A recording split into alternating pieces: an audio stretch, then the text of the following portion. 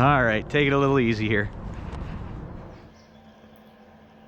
All right, going to start some of the upgrades on the Bandit today. We're going to put in the high-speed pinion. So to start off with that, we're going to take off this wheel and these two screws on the engine cover. Little surprised to see Phillips hardware. I know this is a really old chassis design for Traxxas, but I figured they would have upgraded to hex hardware. But let's get the wheel off, that cover off, and then keep on going. Alright, now that we got the motor cover plate off, we got these two Phillips screws that are holding the motor in place. Kind of shocked to see that they're Phillips screws. I'll probably replace those with hex hardware just so they don't strip out as easy in the future. Alright, once you get these two screws out, the whole motor just slides out the back. You have a little grub screw you have to take out, and you can remove the pinion. We're going to replace the stock 21 tooth pinion with the 31 tooth pinion that came with the car. Quite a big jump in teeth. Should be quite a big change in top speed. Excited to get out there and see what it does. Alright, let's get the pinion swapped over. Alright, so I got the new pinion on the motor shaft and the motor screws back in place, just loose. I'm going to have to set the mesh. It did come with a motor mounting plate with two set positions for mesh. I figured the farther out position would fit the high-speed pinion, but with that in, the pinion barely fit on and the mesh was just super tight. It would have smoked that spur gear really quick. So just completely removed this little motor mount plate. It still has a slider slot on the bottom motor mount, so you can still adjust your mesh. You just got to do it manually. So I'll get the mesh set, and then we'll be ready to put the motor cover back on and get out there testing pretty soon. So I guess another unique thing about the Bandit, I was getting ready to put it back together, got the motor cover back on, and I thought I lost a wheel hex. I'm looking around, and the pin's built into the wheel. There is no wheel hex. Kind of shocking. Alright, well, we'll get the wheel on and we're ready to get out there and test out the high-speed pinion. Alright, we got the high-speed pinion in. Doing the first test, I put the nickel metal hydride battery back in. I did get the highest speed with that. Of course, it was the first run. Might have been a little bit of a fluke. I've taken it out since and I seem to get 25, 26 on a Lipo. I did 27 on the nickel metal hydride with the stock pinion. So let's see what it does now that it has the 31 tooth pinion in it.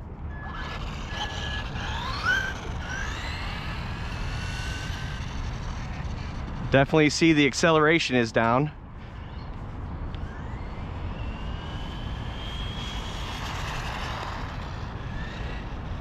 A little warmer today than the last runs.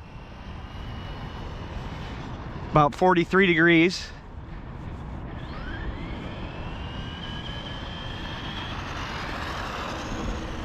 Might have to do the longer run up. Let's see what those quick runs did. 34 miles an hour. Not too bad. It says 35 plus on the box with the speed pinion.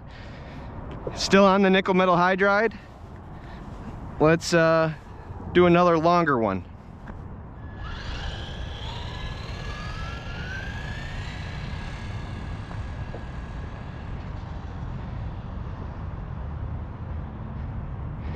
All right, let's go for a longer run. Make sure we hit top speed.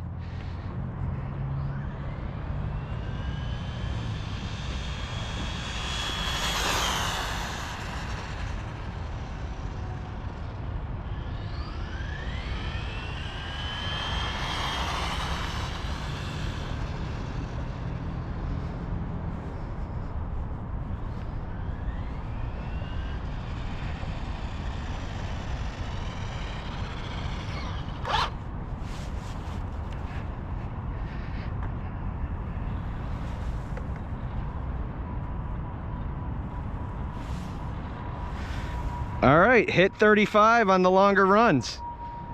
Quite impressive. I could definitely see the accelerations down with that taller pinion. Let's toss a Lipo in and see if that maybe gives us a little more punch on acceleration. Don't know if we'll top 35 with it though. All right, got a Lipo in. Trying a little bigger one. I got a 5600 milliamp CNHL 2S.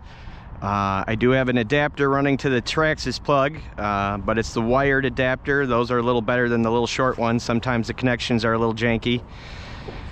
All right, let's see what we can do with the Lipo battery.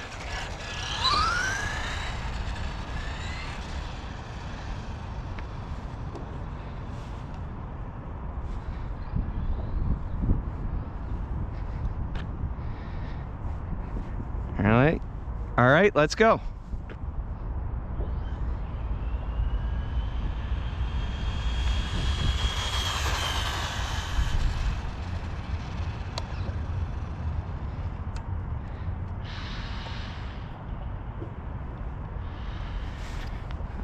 Something doesn't like that. Let's see what we did on that pass at least.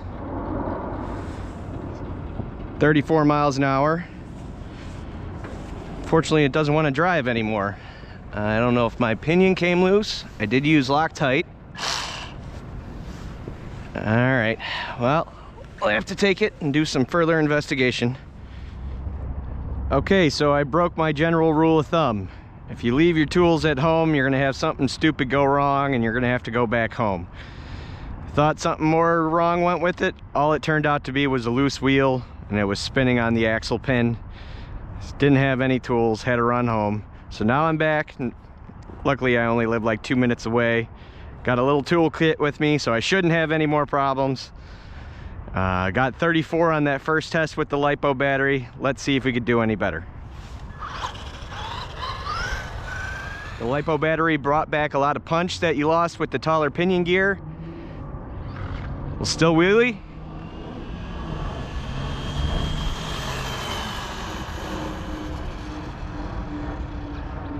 Nice long run. Go back the other way.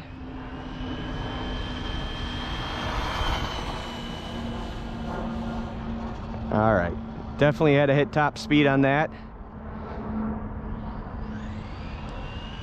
One more. Make sure the battery's good and hot.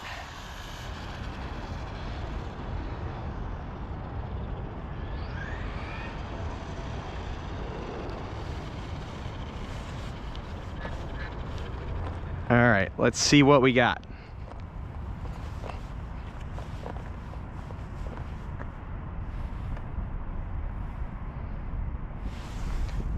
$34 again.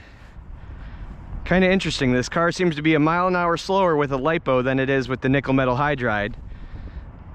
But seeing it wheelie back there definitely proves the Lipo has a lot more punch.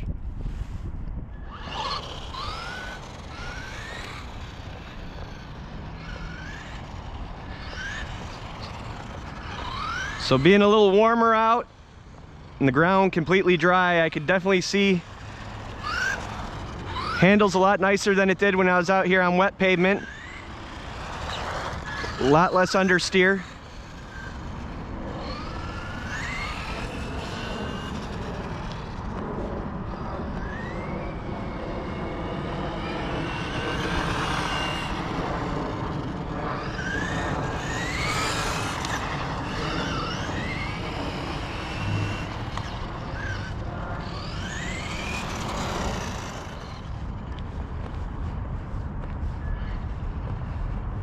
Still wheelie though. Actually kind of nicer with the high-speed pinion. It comes up a little slower.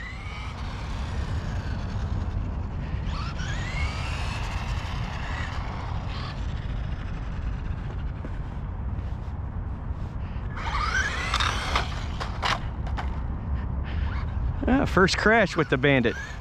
Still landed on its feet after a nice power wheelie.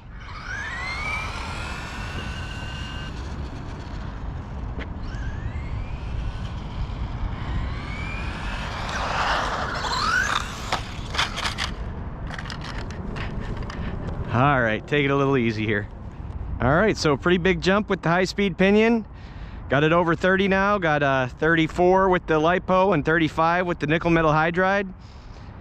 I'll probably be doing the test all with Lipo from now on, just for convenience and ease. We'll be doing a brushless conversion on this at some point. Going to be doing wheel bearing converging instead of the bushings.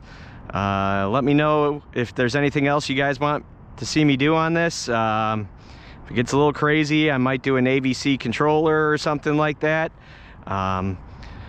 We'll be messing around with gearing a bit. Hoping to hit around 70, what the VXL Bandit supposedly does. Not going to go too crazy. Might have to change the wheels for that speed. We'll see. See if they balloon too much and blow off. All right. Thanks for watching.